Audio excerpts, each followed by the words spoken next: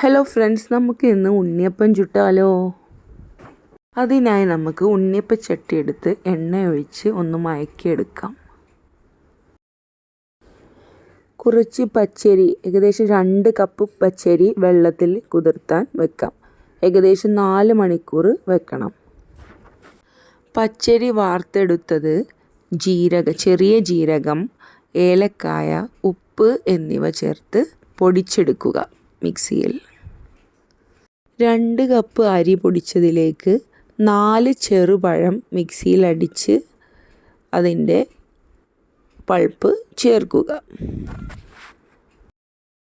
2 cup അരിയിലേക്ക് 1/4 cup ശർക്കര ഉരുക്കി ആ പാനി ഈ മിക്സിയിലേക്ക് ചേർക്കുക. അതായത് പൊടിച്ച പച്ചരിയും പഴം പൾപ്പും പിന്നെ ശർക്കര ഉരുക്കിയതും ചേർത്ത് നന്നായി മിക്സ് ചെയ്യുക.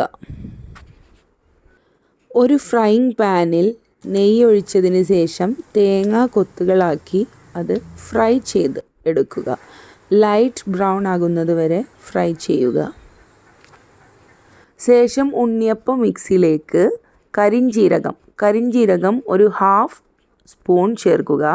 പിന്നെ നമ്മൾ ഫ്രൈ ചെയ്ത തേങ്ങ കൊത്തും ഇതിലേക്ക് ചേർക്കുക.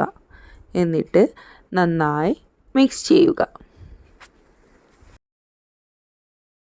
ശേഷം നേരത്തെ നമ്മൾ എണ്ണ ഒഴിച്ച് മയക്കാൻ വെച്ച ഉണ്ണിയപ്പച്ചട്ടി അടുപ്പിലേക്ക് വെച്ച് അടുപ്പ് കത്തിച്ച് ഓരോ കുഴിയിലേക്കായി മാവ് ഒഴിച്ചു കൊടുക്കുക. വിറകടുപ്പിലാണ് നമ്മൾ ഉണ്ണിയപ്പം തയ്യാറാക്കുന്നത്. വേവുവോളം കാത്തു നിൽക്കുക. ഒരു സൈഡ് വെന്താൽ മറിച്ചു കൊടുക്കുക.